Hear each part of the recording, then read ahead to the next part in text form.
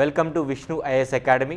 Group 1 group 2కి సంబంధించినటువంటి MCQs రెగ్యులర్గా మనం డిస్కస్ చేసుకోవడం జరుగుతుంది. సో ఈ కాంటెక్స్ట్లో టీఎస్పీఎస్సీ కావచ్చు, ఏపీపీఎస్సీ ఆస్పిరెంట్స్ ఎవరైతే ఉంటారో సో మోస్ట్ ఇంపార్టెంట్ ఎంసీక్యూస్ అనేటువంటి డిఫరెంట్ టైప్స్ ఆఫ్ కాన్సెప్ట్స్ నుంచి మీకు ఇవ్వడం జరుగుతుంది. సో ఈరోజు ఈ పర్టికులర్ క్వశ్చన్స్ అనేటువంటి పాలిటీ నుంచి ఇవ్వడం జరుగుతుంది. సో పాలిటీలో కూడా మనం డిఫరెంట్ చాప్టర్స్ నుంచి కూడా ఒక్కొక్క క్వశ్చన్ తీసుకోవడం జరిగింది. So as part of our discussion regular, so you can see the first question. Which of the following committee made a recommendation that election commission should be a 3-member body? So ఎన్నికల సంఘానికి సంబంధించినటువంటి question. So ఎన్నికల సంఘానికి సంబంధించి 3-member బాడీగా continue చేయాలి అని చెప్పేసి ఏ committee సిఫార్సు చేసింది? ఇక్కడ క్వశ్చన్ ఏమడుగుతున్నారు, ఎలక్టోరల్ రిఫార్మ్స్కి సంబంధించినటువంటి మనకి కమిటీస్ కూడా ఉన్నాయి. You can see the options. Goswami committee అంటే Dinesh Goswami committee, Ashok Mehta committee, Jeevan Reddy committee, Tarkunde committee. So Dinesh Goswami committee అనేటువంటిది మనకి 1990sలో దీన్ని నియమించడం జరిగింది. Dinesh Goswami committee is for electoral reforms అనమాట. ఇక్కడ కన్ఫ్యూజ్ అయిపోతాం. ఎలక్టోరల్ రిఫార్మ్స్ కోసం ఏర్పాటు చేసినటువంటి committee Dinesh Goswami committee. Ashok Mehta committee వచ్చేసి 1977లో అండి. 1977లో ఏర్పాటు చేసినటువంటి కమిటీ పంచాయత్స్ గురించి ఏర్పాటు చేసినటువంటి, or I can say local బాడీస్కి సంబంధించినటువంటి కమిషన్. జీవన్ రెడ్డి కమిటీ అనేటువంటిది 2004లో ఏర్పాటు చేయడం జరిగింది. 2004లో ఇది ఆఫ్స్పాకి సంబంధించి, ఆర్మ్డ్ ఫోర్సెస్ స్పెషల్ పవర్స్ యాక్ట్కి సంబంధించినటువంటి కమిషన్ ఏదైనా ఉంది అంటే జీవన్ రెడ్డి కమిటీ. అదేవిధంగా తార్కుండే కమిటీ వచ్చేసి మనకి 1975లో ఏర్పాటు చేయడం జరిగింది. ఎలక్షన్ కమిషన్ అనేటువంటి దాన్ని 3-member బాడీగా కంటిన్యూ చేయాలని చెప్పేసి తార్కుండే కమిటీ రికమెండేషన్ చేయడం జరిగింది. ఇక్కడ 3-member బాడీ అనే ఆలోచన ఎందుకు వచ్చిందంటే 1950లో, సో ఇక్కడ రాసేటువంటి ప్రతి వర్డ్ ఇంపార్టెంట్. 1950లో ఎలక్షన్ కమిషన్ అనేటువంటిది సింగిల్ మెంబర్ బాడీగా ఉండేది. సో ఎప్పటి వరకు 1989 వరకు సింగిల్ మెంబర్గా బాడీగా ఉన్నటువంటి దాన్ని 1989లో 61st కాన్స్టిట్యూషనల్ అమెండ్మెంట్ అనేటువంటిది ఒకటి చేయడం జరిగింది. 61st కాన్స్టిట్యూషనల్ అమెండ్మెంట్ యాక్ట్ ద్వారా ఓట్ ఏజ్ అనేటువంటిది 21 ఇయర్స్ నుంచి 18 ఇయర్స్కి తగ్గించడం జరిగింది. ఎప్పుడైతే ఓటింగ్ ఏజ్ అనేటువంటి తగ్గిస్తారో ఈ యొక్క ఓటింగ్ పర్సన్స్ ఎక్కువ మెంబర్స్ పెరుగుతారు కాబట్టి ఎలక్షన్ కమిషన్ ఆఫ్ ఇండియాకి బర్డెన్ అవుతుంది కాబట్టి, సో ఈ యొక్క అడ్మినిస్ట్రేటివ్ రీజన్స్ వల్ల 1989లో అగైన్ 3-member బాడీగా ఎలక్షన్ కమిషన్ అనేటువంటిది ఏర్పాటు అవ్వడం జరిగింది. ప్రెసిడెంట్ ఆఫ్ ఇండియా 3-member బాడీగా దాన్ని చేయడం జరిగింది. మళ్ళీ 1990లో ఎలక్షన్ కమిషన్ ఆఫ్ ఇండియాగా ఏదైతే మనకి 3-member బాడీగా ఉందో దాన్ని మళ్ళీ సింగిల్ మెంబర్ బాడీగా చేయడం జరిగింది. మనకి 1993 ఆ టైం పీరియడ్లో 3-member బాడీగా చేయడం జరిగింది. 1992-93 టైం పీరియడ్లో 3-member బాడీగా చేయడం జరిగింది. అంటే ఎలక్షన్ కమిషన్ ఆఫ్ ఇండియా స్టార్టింగ్లో సింగిల్ మెంబర్ బాడీగా ఉండేది, ప్రెసెంట్ మనకి 3-member బాడీగా ఉండడం జరిగింది. 3-member బాడీ అంటే ఒక chief election commissioner plus 2 other election commissioners ఉంటారు. వీరిని అపాయింట్ చేసేది president of India according to article 324 ప్రకారం ఎలక్షన్ కమిషన్ ఆఫ్ ఇండియా అనేటువంటి దాన్ని అపాయింట్ చేయడం జరుగుతుంది. ఇక్కడ మీరు గమనిస్తే Dinesh Goswami committee and Tarkunde committee రెండిట్లో కన్ఫ్యూజ్ అవుతారు. దినేష్ గోస్వామి కమిటీ అనేటువంటిది ఎలక్టోరల్ రిఫార్మ్స్కి సంబంధించి 1990లో ఏర్పాటు చేసినటువంటి కమిటీ.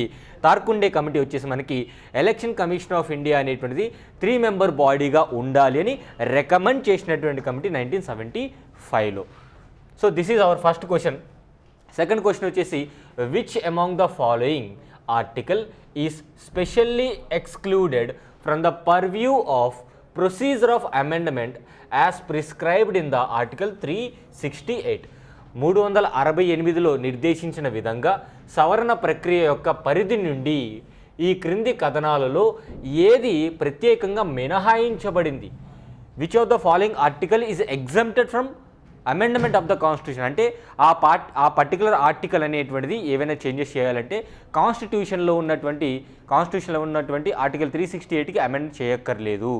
సింపుల్గా చెప్పాలంటే మనకి ఇక్కడ ప్రెసిడెంట్ ఆఫ్ ఇండియా ఎలక్షన్ గురించి, మేనర్ ఆఫ్ ఎలక్షన్ గురించి, ఎలక్టోరల్ కాలేజ్ గురించి మాట్లాడుతుంది. అండ్ 154 అనేటువంటిది స్టేట్ యొక్క ఎగ్జిక్యూటివ్ స్టేట్ ఎగ్జిక్యూటివ్ అథారిటీ అనేది ఆర్టికల్ 354 ప్రకారం, ఆర్టికల్ 154 ప్రకారం. ఆర్టికల్ 169 ఏంటంటే creation or abolition of legislative council. ఏదైనా ఒక రాష్ట్రంలో లెజిస్లేటివ్ కౌన్సిల్ ఏర్పాటు చేయాలన్నా, లెజిస్లేటివ్ కౌన్సిల్ రిమూవ్ చేయాలన్నా ఆర్టికల్ 169 అనేటువంటి దాని ప్రకారం ఏర్పాటు చేయడం జరుగుతుంది. సో దాని రిమూవల్ కానివ్వండి ఆర్ క్రియేషన్ అనేటువంటిది 368తో సంబంధం లేకుండా సింపుల్ మెజారిటీతో అయిపోతుంది. అంటే ఒక స్టేట్లో లెజిస్లేటివ్ కౌన్సిల్ ఏర్పాటు చేయాలన్నా, లెజిస్లేటివ్ కౌన్సిల్ రిమూవ్ చేయాలి అన్నా పార్లమెంట్ సింపుల్ మెజారిటీ ద్వారా మనకి అది చేయడం జరుగుతుంది. సో ఎలా చేస్తారు? లెజిస్లేటివ్ కౌన్సిల్ ఏర్పాటు చేయాలి అంటే లెజిస్లేటివ్ అసెంబ్లీ అనేటువంటిది 2/3 మెజారిటీతో పాస్ చేస్తే ఆ తర్వాత గవర్నర్ ఆఫ్ స్టేట్ దగ్గరికి వెళ్తుంది, గవర్నర్ ఆఫ్ ద స్టేట్ దగ్గరికి వెళ్తుంది, ఆ తర్వాత పార్లమెంట్కి వెళ్ళడం జరుగుతుంది. పార్లమెంట్లో దీన్ని సింపుల్ మెజారిటీతో బిల్ పాస్ చేసి ప్రెసిడెంట్ ఆఫ్ ఇండియా సైన్ చేస్తే ఏర్పాటు చేయాలన్నా ఇదే ప్రొసీజర్, రిమూవ్ చేయాలన్నా కూడా ఇదే ప్రొసీజర్. రీసెంట్గా ఆంధ్రప్రదేశ్ స్టేట్ అనేటువంటిది తన యొక్క లెజిస్లేటివ్ కౌన్సిల్ని రిమూవ్ చేయడం కోసం అసెంబ్లీ 2/3 మెజారిటీతో బిల్ పాస్ చేసి గవర్నర్కి రికమెండ్ చేస్తే గవర్నర్ ఏం చేశారంటే దాన్ని పార్లమెంట్కి పంపించడం జరిగింది. సో ఇప్పుడు పార్లమెంట్ 2/3 మెజారిటీ బిల్ పాస్ చేయాలా అవసరం లేదు. లెజిస్లేటివ్ కౌన్సిల్ యొక్క ఏర్పాటు కానివ్వండి లేదంటే రిమూవల్ అనేటువంటిది పార్లమెంట్ సింపుల్ మెజారిటీతో చేయగలదు. సో అదే ఇక్కడ మాట్లాడుతుండడం జరుగుతుంది. ఆర్టికల్ 214 వచ్చేసి every state has one high court. So హైకోర్టుకు సంబంధించినటువంటి ఆర్టికల్ వచ్చేసి ఆర్టికల్ 214. ఇక్కడ ఏమడుగుతున్నారు? ఆర్టికల్ 368 పరిధిలోకి రానటువంటి ఆర్టికల్ ఏంటంటే ఆర్టికల్ 169. అంటే లెజిస్లేటివ్ కౌన్సిల్ యొక్క ఏర్పాటు కానివ్వండి రిమూవల్ కానివ్వండి చేయాలి అంటే 368ని అమెండ్ చేయక్కర్లేదు, 368 ప్రకారం అమెండ్ చేయక్కర్లేదు. సింపుల్ మెజారిటీతో పార్లమెంట్ అమెండ్ చేస్తే సరిపోతుంది, సింపుల్ మెజారిటీతో బిల్ పాస్ చేస్తే సరిపోతుంది. Option C is right answer. Next question వచ్చేసి చాలా సింపుల్ క్వశ్చన్ అండి. ఫెడరల్ ఫైర్మ్యాన్, ఒక రాష్ట్ర గవర్నర్ని ఫెడరల్ ఫైర్మ్యాన్గా పిలిచినటువంటి వ్యక్తి ఎవరు? కేటీ షా, బిఆర్ అంబేద్కర్ గారు, సి రాజగోపాలాచారి, డాక్టర్ రాజేంద్ర ప్రసాద్. ఇక్కడ ఒక రాష్ట్ర గవర్నర్ని ఫెడరల్ ఫైర్మ్యాన్ అని ఎవరు పిలిచారు? ఇక్కడ ఫెడరల్ అంటే అర్థం ఏంటి? సెంటర్ స్టేట్ రిలేషన్కి సంబంధించి. సో ఇక్కడ సెంట్రల్ గవర్నమెంట్కి సంబంధించినటువంటి వ్యక్తి ఈ యొక్క గవర్నర్. సో గవర్నర్ని ఫెడరల్ ఫైర్మెన్గా ఎవరు అభివర్ణించారు అంటే it is C Rajagopalachari. Option C is the right answer. K T Shah, doctor B R Ambedkar, C Rajagopalachari, doctor Rajendra Prasad. Doctor Rajendra Prasad is the permanent president for the constituent assembly and first president of India. And B R Ambedkar గారు వచ్చేసి మనకి 1947 29th ఆగస్టున ఏర్పాటైనటువంటి drafting కమిటీకి చైర్మన్గా పనిచేయడం జరిగింది. And KT Shah is one of the most important constitutional ఎక్స్పర్ట్గా చెప్పుకోవచ్చు. And C Rajagopalachari is the last governor general of India. C Rajagopalachari last governor general of India. And Rajaji plan అంటాం కదా, సో సి రాజగోపాలాచారి ఇండియా పాకిస్తాన్కి సంబంధించినటువంటి ప్లాన్ కూడా ఇవ్వడం జరిగింది, బట్ ఇట్ ఫెయిల్డ్ అనమాట. అండ్ క్విట్ ఇండియా మూవ్మెంట్కి సంబంధించి సి రాజగోపాలాచారి గారు మహాత్మా గాంధీజీ గారిని వ్యతిరేకించడం జరిగింది. So quit India movement launch చేయక్కర్లేదు, వద్దు అని ఆయన వ్యతిరేకించడం జరిగింది. Very important question, simple. Which of the following statements are correct about the term equality mentioned in the preamble of the Constitution of India? ఈక్వాలిటీకి సంబంధించి కింద పేర్కొన్నటువంటి రెండు స్టేట్మెంట్స్లో ఏది కరెక్టు ఏది రాంగ్ అని అడుగుతున్నారు. భారత రాజ్యాంగ ప్రవేశికలో పేర్కొన్న సమానత్వం అనే పదానికి సంబంధించి క్రింది వాటిలో సరైనది ఏమిటి అంటే కరెక్ట్ స్టేట్మెంట్ ఏంటని అడుగుతున్నారు.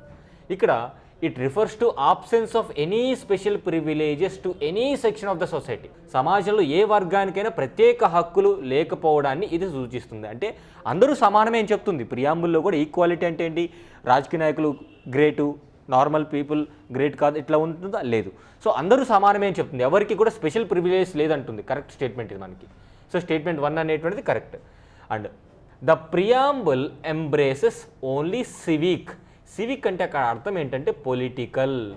సివిక్ అంటే పొలిటికల్ అండ్ ఎకనామిక్ ఈక్వాలిటీ. మనకి equality in terms of social, political, economical.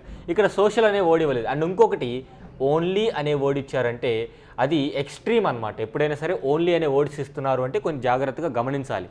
So ప్రియాంబులో equality అనేది ఈక్వాలిటీ అనేది equality in terms of society పరంగా, పొలిటికల్ పరంగా, అదేవిధంగా మనకి ఎకనామిక్ పరంగా కూడా ఈక్వాలిటీ అనేది సాధించాలి. సో స్టేట్మెంట్ 2 అనేది రాంగ్ అవుతుందండి.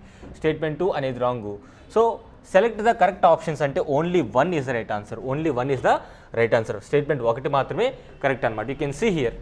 సో ఈక్వాలిటీ కనుక మీరు చూస్తే equality of status and opportunity to promote among them all. So అందరికీ కూడా సమానమైనటువంటి అవకాశాలు ఉండాలి. So the preamble embraces only, ప్రియాంబుల్లోకి సంబంధించి ఇంకొక వర్డ్, ప్రియాంబుల్ ఏం చెప్తుంది, సివిక్ అండ్ ఎకనామిక్ ఈక్వాలిటీ ప్రియాంబుల్లో మెన్షన్ చేశారంటే ఇక్కడ చూస్తే సోషల్, ఎకనామిక్ అండ్ పొలిటికల్ అన్న సివిక్ అన్న రెండు ఒకటే. అక్కడ మనకేం చెప్పారు, పొలిటికల్, ఎకనామిక్ అన్నారు, కానీ సోషల్ ఈక్వాలిటీ మెన్షన్ చేయలేదు. సో ఇక్కడ సోషల్ పరంగా కూడా జస్టిస్ అనేటువంటిది మెన్షన్ చేయడం జరిగింది కాబట్టి సో స్టేట్మెంట్ 2 అనేటువంటిది కేవలం political and economic equality mention చేశారు కాబట్టి రాంగ్ స్టేట్మెంట్ అవుతుంది. Option A is the right answer. Only 1 is the right answer. Next question simple. Which of the following writs means to be informed? To be informed అనేటువంటి అర్థం వచ్చే విధంగా ఏ writ ఉంది? Quo warranto, prohibition, mandamus, certiorari. మనకి writs అనేటువంటివి టోటల్గా 5 writs ఉంటాయండి. అకార్డింగ్ టు ఆర్టికల్ 32 ప్రకారం సుప్రీంకోర్టు కానివ్వండి, హైకోర్టు కానివ్వండి, ఫండమెంటల్ రైట్స్ని ప్రొటెక్ట్ చేయడం కోసం 5 రిట్స్ని ఉపయోగించడం జరుగుతుంది. ఒకటి హెబియస్ కార్పస్, రెండోది మాండమస్, మూడోది షెరిషొరరే, నాలుగోది ప్రొహిబిషన్, ఐదోది క్యో వారెంటో అనేటువంటిది. ఇక్కడ ఏ రిట్కి తన యొక్క అర్థం టు బీ ఇన్ఫార్మ్డ్ అనేటువంటి పదంతో వస్తుంది అంటే, టు బీ ఇన్ఫార్మ్డ్ అనే పదంతో వస్తుందంటే option D certiorari is the right answer అండి. షెరిషొరరే అంటే to be informed or to be certified అనే వర్డ్ కూడా వస్తుంది. సో టోటల్గా మీరు ఇక్కడ రిట్స్ అనేటువంటి చూస్తే type of writ habeas corpus అంటే దాని యొక్క అర్థం ఏంటి, you may have the body of అంటే ఆ యొక్క వ్యక్తిని హాజరుపరచండి. మాండమస్ అంటే వీ కమాండ్, మీ యొక్క అఫీషియల్ డ్యూటీని మీరు పెర్ఫామ్ చేయండి అని చెప్పేసి గవర్నమెంట్ అథారిటీస్కి ఇవ్వడం జరుగుతుంది. హెబియస్ కార్పస్ అనేటువంటిది అటు ప్రైవేటు అదేవిధంగా పబ్లిక్ అథారిటీస్ కూడా. మాండమస్ అనేటువంటిది పబ్లిక్ ఓన్లీ. షెరిషొరరే ప్రొహిబిషన్ అనేది జ్యుడిషియరీకి సంబంధించినటువంటిది. So to be certified or to be informed అన్నా సరే మనకి షెరిషొరరే ఆన్సర్ అవుతుంది. ప్రొహిబిషన్ అంటే టు ఫార్బిడ్ అంటే టు స్టాప్ అన్నమాట, టు ప్రొహిబిట్. క్యూ వారెంట్ అంటే what is your authority, with what command you have taken that position. So ఇవి మనకి రిట్స్ అనేటువంటివి ఆర్టికల్ 32 ప్రకారం ఫండమెంటల్ రైట్స్ని ప్రొటెక్ట్ చేయడం కోసం జ్యుడిషియరీ ఇంప్లిమెంట్ చేసేటువంటి ఈ యొక్క రిట్స్ అనమాట. నెక్స్ట్ క్వశ్చన్ వచ్చేసి సుప్రీంకోర్టు ప్రాథమిక నిర్మాణ సిద్ధాంతాన్ని ఏ సందర్భంలో నిర్దేశించింది అంటే సింపుల్గా బేసిక్ స్ట్రక్చర్ అనేటువంటి సుప్రీంకోర్టు ఏ కేసులో చెప్పింది. సో బేసిక్ స్ట్రక్చర్ గురించి ఎప్పుడు సుప్రీంకోర్టు చెప్పింది అంటే చంపకం దొరైరాజన్ కేసు అనేటువంటిది మనకి 1950స్లో వచ్చిందండి. అండ్ మినర్వా మిల్స్ కేసు అనేటువంటిది 1977 ఆ టైం పీరియడ్లో. అదేవిధంగా నబం రేబియా కేసు 2016, ఇది గవర్నర్కి స్పీకర్కి ఉన్నటువంటి issue. Kesavananda Bharati case 1973. So Kesavananda Bharati case వచ్చేసి మనకి బేసిక్ స్ట్రక్చర్ డాక్ట్రిన్ అనేటువంటి దాన్ని, మూల సిద్ధాంతం అంటే రాజ్యాంగానికి బేసిక్ స్ట్రక్చర్ ఏంటి అని మనకి ఏ పర్టికులర్ కేసు ద్వారా సుప్రీంకోర్టు తెలియజేసిందంటే కేశవానంద భారతి కేసు. ఇక్కడ మీరు చూస్తే Champakam Dorairajan case which leads to first amendment of the constitution, భారత రాజ్యాంగానికి మొదట సవరణ చేసింది కూడా చంపకం దొరైరాజన్ కేసు తర్వాతనే. మినర్వా మిల్స్ కేసు అనేటువంటిది, ఈ యొక్క మినర్వా మిల్స్ అనేటువంటి దాన్ని కర్ణాటక స్టేట్లో గవర్నమెంట్ ఆఫ్ ఇండియా అక్వైర్ చేసేసింది ల్యాండ్ రిఫార్మ్స్లో భాగంగా. సో నబం రేబియా కేసు వచ్చేసి మనకి గవర్నర్ అదేవిధంగా స్పీకర్. సో ఈ political related issue నబం Rebia case Arunachal ప్రదేశ్కి సంబంధించి 2016లో వచ్చింది, చాలా ఇంపార్టెంట్. కానీ ఇక్కడ మీరు గమనిస్తే క్వశ్చన్ ఏమడిగారు, సుప్రీంకోర్టు అనేది బేసిక్ స్ట్రక్చర్ డాక్ట్రిన్ అనేటువంటిది ఏ పర్టికులర్ కేసు ద్వారా చెప్పిందంటే కేశవానంద భారతి కేసు ద్వారా బేసిక్ స్ట్రక్చర్ డాక్ట్రిన్ అనేటువంటి చెప్పింది. ఉదాహరణకి independence of judicial review, fundamental rights, right to equality, ఇలాంటివన్నీ కూడా బేసిక్ స్ట్రక్చర్స్లో కిందికే వస్తాయని చెప్పేసి సుప్రీంకోర్టు పేర్కొనడం జరిగింది. Next article, who enjoys the extensive executive powers as an agent of the president during the president rule. President rule అన్నా మనకి state emergency అన్నా లేదా కాన్స్టిట్యూషనల్ బ్రేక్ డౌన్ అన్నా ఆర్టికల్ 356 ప్రకారం ఒక స్టేట్లో ఈ యొక్క ప్రెసిడెంట్ రూల్ అనేటువంటిది ఇంపోజ్ చేయడం జరుగుతుంది. సో ఆర్టికల్ 356 ప్రకారం ప్రెసిడెంట్ రూల్ ఇంపోజ్ చేసినప్పుడు పూర్తి అధికారాలు ఆ రాష్ట్రంలో ఎవరి చేతిలో ఉంటాయి? Who enjoys the extensive executive powers. So విస్తృతమైనటువంటి నిర్ణయాధికారాలన్నీ కూడా ఎవరి చేతిలో ఉంటాయి అంటే ప్రెసిడెంట్ రూల్ ఆఫ్ టైం పీరియడ్లో governor is the right answer. Governor is the right answer. So governor అండి. So chief minister, chief justice of high court, none of the above. So it is governor is the right answer. So governor అనేటువంటి వ్యక్తి president రూల్ని impose చేయాలంటే ఈయనే recommend చేయడం జరుగుతుంది. కానీ president rule తీసేయాలంటే ఆయన recommendation అవసరం లేదు. So please to remember, article 356 ప్రకారం ఒక స్టేట్లో ప్రెసిడెంట్ రూల్ ఇంపోజ్ చేయాలంటే గవర్నర్ రికమెండేషన్ అనేది చాలా మ్యాండేటరీ. అదే ఈ యొక్క ప్రెసిడెంట్ రూల్ రివోక్ చేయాలంటే గవర్నర్ రికమెండేషన్ అవసరం లేదు. ఈ విషయాన్ని గుర్తుపెట్టుకోవాలి. ఆర్టికల్ 356 ప్రకారం ప్రెసిడెంట్ రూల్ అనేది ఇంపోజ్ చేస్తారు. 352 ప్రకారం నేషనల్ ఎమర్జెన్సీ ఇంపోజ్ చేయడం జరుగుతుంది. 360 ప్రకారం ఫైనాన్షియల్ ఎమర్జెన్సీ అనేటువంటిది ఇంపోజ్ చేయడం జరుగుతుంది. So there are 3 types of emergencies: national emergency, state emergency, అదేవిధంగా ఫైనాన్షియల్ ఎమర్జెన్సీ. నేషనల్ ఎమర్జెన్సీ ఇప్పటివరకు భారతదేశంలో 3 సందర్భాల్లో ఇంపోజ్ చేయడం జరిగింది. స్టేట్ ఎమర్జెన్సీ అనేటువంటిది పర్టికులర్ స్టేట్లో ఇంపోజ్ చేయడం జరుగుతుంది. Next question: who advises the governor with regard to the appointment of advocate general?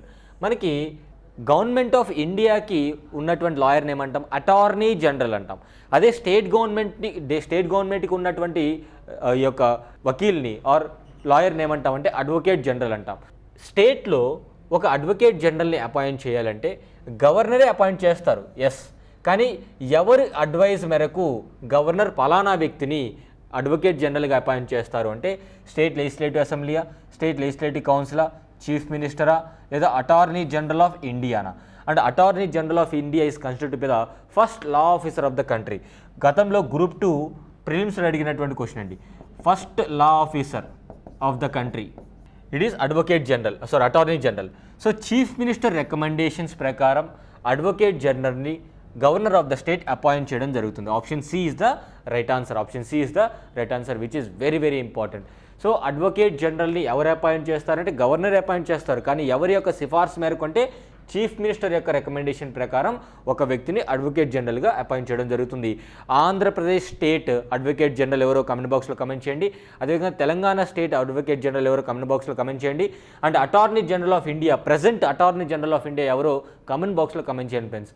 So next మరిన్ని క్వశ్చన్స్తో మీ ముందుకు రావడం జరుగుతుంది. సో పాలిటీ, అదేవిధంగా హిస్టరీ కానివ్వండి, సొసైటీ కానివ్వండి, ఇతర ప్రిలిమ్స్కి సంబంధించినటువంటి ఎంసీక్యూస్ మొత్తము కూడా మీకు ఇవ్వడం జరుగుతుంది. అండ్ రాబోయేటువంటి లేటెస్ట్ గ్రూప్ 1 నోటిఫికేషన్ ఏపీపీఎస్సీకి సంబంధించి మనకి మెయిన్స్లో కూడా ఆబ్జెక్టివ్కి సంబంధించి కొన్ని సబ్జెక్ట్స్ ఇవ్వడం జరిగింది. సో రెండింటినీ బ్యాలెన్స్ చేసుకుంటూ అటు Telangana group 1, Telangana group 2, APPSC group 1, APPSC group 2కి సంబంధించినటువంటి టెస్ట్ సిరీస్ కూడా మనకి విష్ణు ఐఎస్ అకాడమీలో ప్రొవైడ్ చేయడం జరుగుతుంది, ఆన్లైన్ మరియు ఆఫ్లైన్ మోడ్స్లో. సో క్వశ్చన్స్ యొక్క టఫ్నెస్ లెవెల్స్ కానివ్వండి అండ్ ప్రెజెంట్ ఉన్నటువంటి ప్యాటర్న్ని అర్థం చేసుకొని క్వశ్చన్స్ ఫ్రేమింగ్ చేయడం జరుగుతుంది. సో ఈ వీడియోని డెఫినెట్గా పూర్తిగా లైక్ చేసి అదేవిధంగా కంప్లీట్గా వాచ్ చేయండి అండ్ షేర్ చేయడం మర్చిపోవద్దు. Thank you so much. If you like our initiative, please to subscribe.